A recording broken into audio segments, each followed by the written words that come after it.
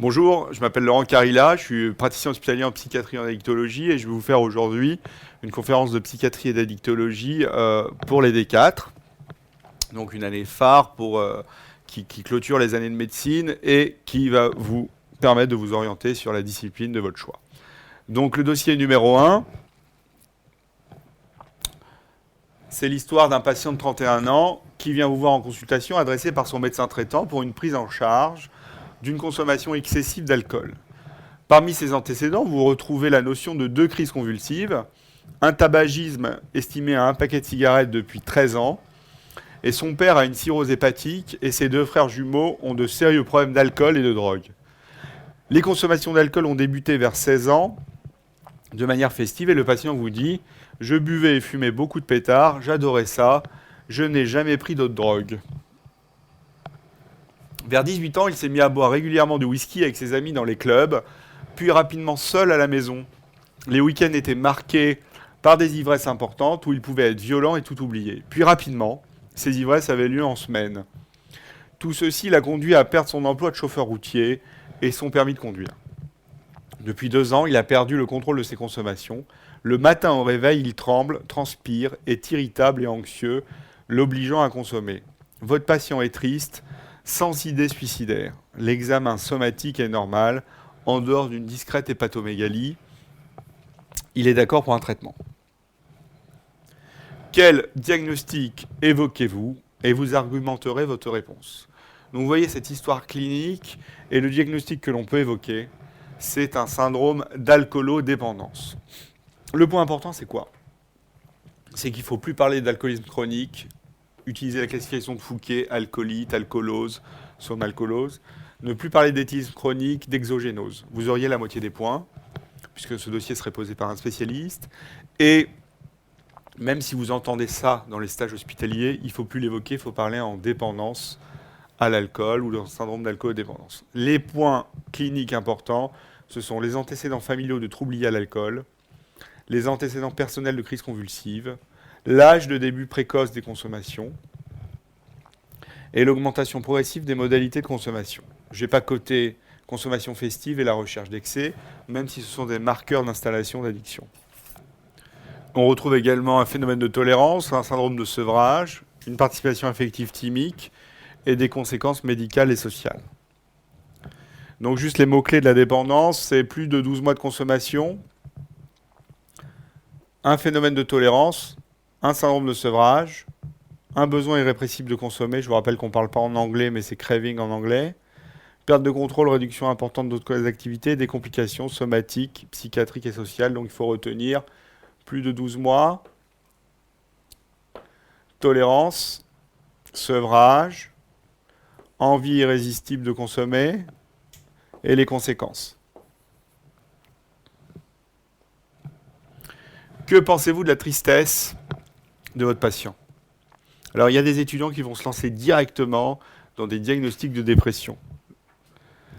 L'alcool est dépressogène, induit une symptomatologie thymique triste, donc il faut d'abord connaître les antécédents psychiatriques personnels du patient, et la conférence de consensus dit qu'il faut attendre le temps du sevrage avant de mettre en route un antidépresseur, sauf si il y a un tableau mélancolique ou des idées suicidaires. On prescrira d'emblée, si tableau mélancolique ou idées suicidaires, on prescrira d'emblée antidépresseur. Sinon, on attend 15 jours à 4 semaines après le sevrage de pouvoir réévaluer la thymie, l'humeur, pour mettre en place un traitement antidépresseur si nécessaire. Que prescrivez-vous comme examen complémentaire en lien avec ce problème d'alcool? Et vous voyez, c'est très ciblé en fait. Et on ne vous demande pas de faire un listing. C'est avec ce problème d'alcool, c'est avec ce problème de dépendance à l'alcool ou avec ce problème de consommation excessive d'alcool. Donc on ne vous demande pas de vous lancer dans des catalogues d'examens complémentaires qui sont anti-ECN et on ne vous demande surtout pas de vous lancer dans un bilan de cirrhose. Donc en lien avec cette consommation excessive, c'est la CDT d'abord, transférine désialylée, qui est un marqueur de consommation excessive d'alcool à partir de 6 verres par jour. Puis la gamma-GT, qui est un marqueur d'évaluation des consommations excessives à partir de 10 verres par jour. Puis les transaminases, puis le VGM. Et on fait une échographie hépatique chez tout patient ayant une consommation excessive d'alcool. Donc c'est ce que je disais, c'est les biomarqueurs de dépendance à l'alcool, donc la CDT qui se positive à 6 verres, les gamma-GT à 10 verres. Et un point important, c'est la consommation déclarée d'alcool que vous devez connaître en D4.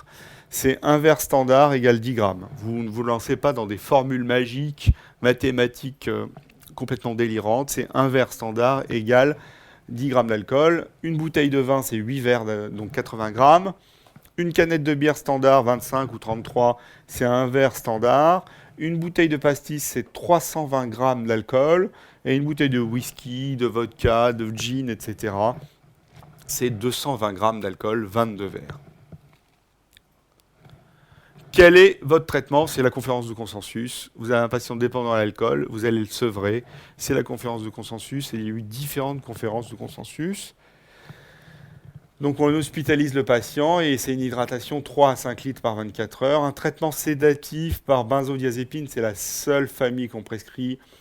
Et la référence, c'est diazépam. En l'absence de contre-indication et en l'absence du fait que ce soit un sujet âgé, un sujet très très jeune ou une femme enceinte si nécessaire.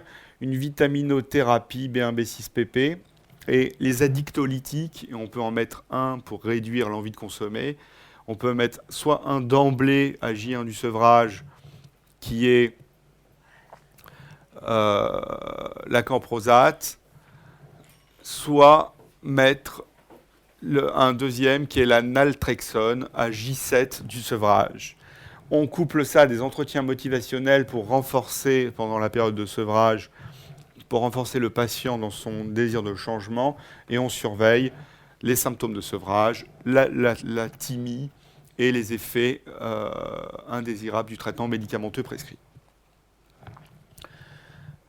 Petit commentaire, donc on ne parle plus de cure de sevrage, mais de sevrage thérapeutique en alcool. Il est soit hospitalier, soit ambulatoire. Et je vous l'ai dit, conférence de consensus, donc extrêmement tombable. Quel projet organisez-vous à la sortie de son sevrage thérapeutique? Et ça, c'est une question typique ECN, parce que très pratique.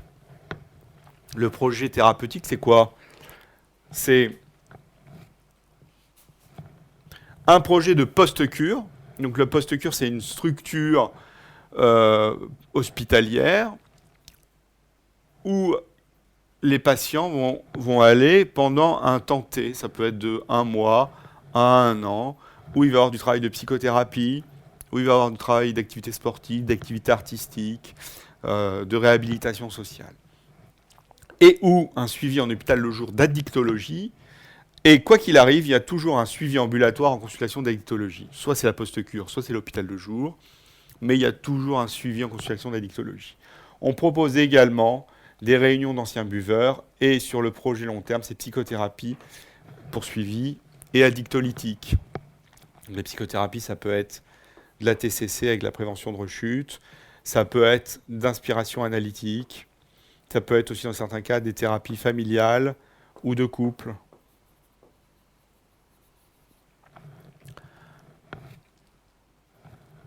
Que proposez-vous comme traitement médicamenteux à votre patient, sachant qu'il est dépendant au tabac et que le score de son Fagerstrom est à 7?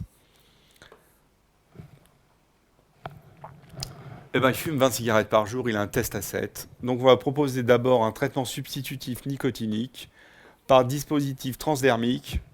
Donc on ne parle pas de patch, mais en synonyme c'est patch ou les timbres, et des gommes de 2 mg, peu importe la posologie. L'alternative thérapeutique ici, ça aurait pu être d'emblée la varénicline en l'absence de contre-indication. Quelles autres mesures thérapeutiques associez-vous dans le cadre de son sevrage en tabac? Eh bien, il faut associer des thérapies cognitives et comportementales. Il faut repérer et traiter les comorbidités psychiatriques. Et je vous rappelle que les principales sont les comorbidités anxieuses et les troubles de l'humeur. Il faut repérer et traiter des comorbidités addictives et ou addictives. Avec le tabac, il y a souvent l'alcool. Avec le tabac, il y a souvent le cannabis. Et maintenant, avec le tabac, il y a souvent la cocaïne. Et on propose des activités sportives, des conseils diététiques chez tous les patients qui sont des mesures adjuvantes à la psychothérapie et au traitement médicamenteux. En conclusion, la dépendance est une maladie chronique avec de nombreuses complications et on envisage une hospitalisation dans le cas de l'alcool s'il y a eu un échec du traitement en ambulatoire, s'il y a des conditions de vie difficiles, s'il y a des comorbidités significatives et s'il y a des antécédents d'accidents de sevrage, par exemple crise convulsive, délirium très mince. Et n'oubliez pas, toujours associer la pharmacothérapie à la psychothérapie. Donc les recommandations, il y en a eu de nombreuses, vous les aurez sur la bibliothèque de la conférence Raphaël, avec des recommandations de l'ANAS 2001, 2001, 99 sur le sevrage du patient et la prise en charge au long cours. On a abordé l'addiction à l'alcool et au tabac, les différents types de techniques psychothérapeutiques et les traitements médicamenteux. Je vous remercie.